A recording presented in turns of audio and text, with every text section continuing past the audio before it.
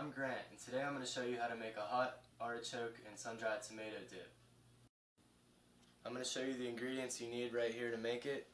It's a half a cup of chopped sun-dried tomatoes, a half a cup of mayonnaise, half a cup of sour cream, 3 chopped garlic cloves, a quarter cup of parmesan cheese, 2 cups of shredded Swiss cheese, and 14 ounces of whole artichokes, but we're going to chop those up. I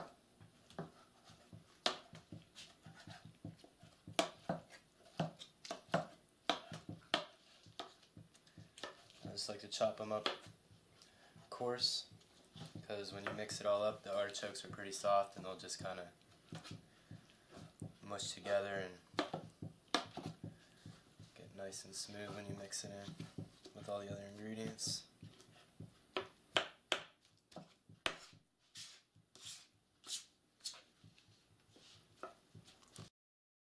Alright, I'm going to start adding my ingredients into the mixing bowl.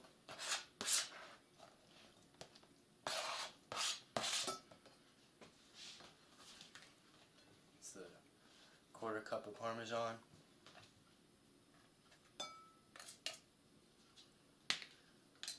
half a cup of sour cream,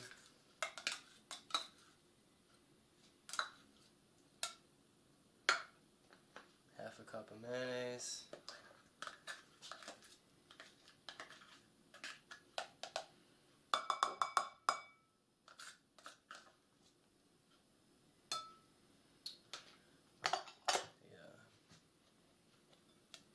two cups of shredded Swiss cheese, I have a spoon right here I could use instead of a knife, it might be safer. A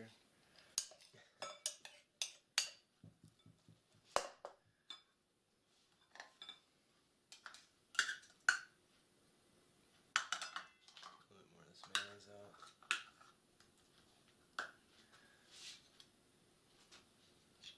Add your garlic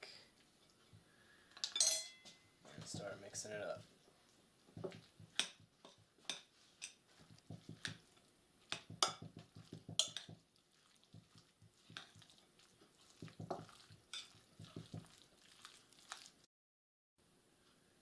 And I'm going to add a little bit of hot sauce in here, just because I like hot sauce.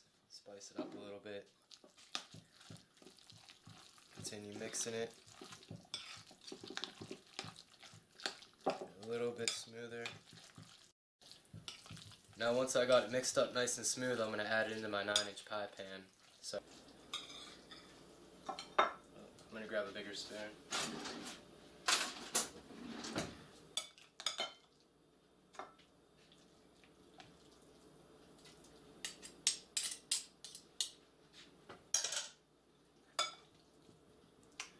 Once I'm finished putting it in this pie pan, I'm going to stick it in the oven. The oven's set at 350. I'm going to bake it for 25 minutes.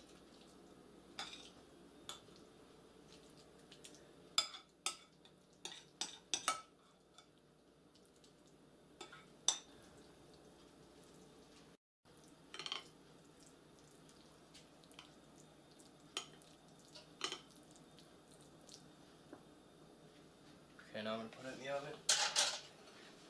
And I'll see it again in 25 minutes. So my spinach artichoke dip is in the oven, and I need to make some pieces of bread so I can eat the artichoke dip with it. And I bought this traditional style artisan baguette that I'm going to slice into thin pieces, kind of at an angle, give it some style. After I cut these pieces, I'm going to brush some olive oil on it. Then what I have over there is some Italian style olive oil. It just has some herbs in it and spices. Make it a little bit different. This bread is crispy on the outside and a little bit soft in the center. It should make for a pretty good chip. And you want to try to cut all the pieces as similar as possible in thickness so that they cook the same. And okay, and I'm going to spread the olive oil on these slices that I cut, and I'm going to put them in the oven and bake them for about 10 minutes, and I'm going to watch them and make sure they don't get too brown or burn them. Okay, I'm going to put them in the oven for about 10 minutes on 350, and I'm just going to watch them and make sure they don't overcook. It's better to maybe leave them in the oven after they've been in there. Just turn the heat off and let them dry out as best you can without burning them, because you want them to get really nice and crispy. I was originally going to use 2 trays for these chips and try to spread them out a little bit, but I don't have enough room in the oven with the artichoke dip going. Most people probably don't have a real big oven anyway, so maybe this is a better way to try to do it for most of you people out there. That's okay, because we're just drying them out. They shouldn't stick together or anything. That's that whole piece of bread that I had, and I'm going to stick it underneath my artichoke dip that I got down already. Get them started. I might move them up later once I take the artichoke dip out, but it looks like it's going pretty good in there.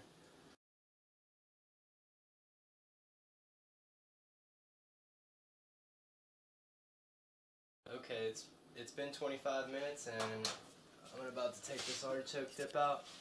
It's looking pretty nice, a little bit crispy around the edges. I'm going to put it on this,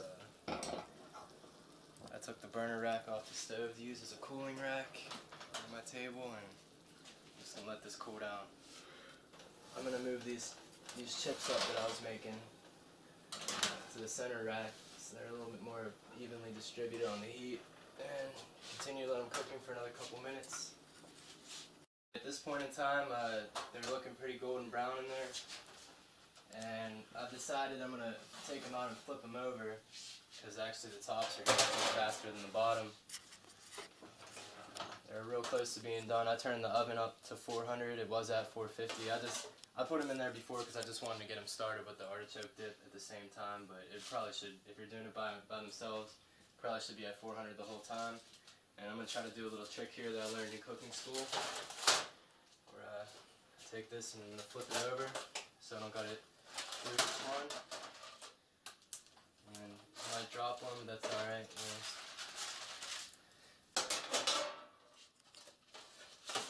Okay, throw this one back on here. I'm going to throw them back in for another couple minutes. And we should be done next time I see you. My chips are finally done. I'm going to take them out of the oven to let them cool so I can enjoy them with my artichoke dip. They came out really nice and crispy, but they ended up having to be in there twice the amount of time as what I originally thought. They're actually in there for about 20 minutes instead of 10 minutes. Okay, I got a couple of my chips on my plate. I'm just going to spoon this on there so I could try it. Looks really good. It's still real hot. Oh.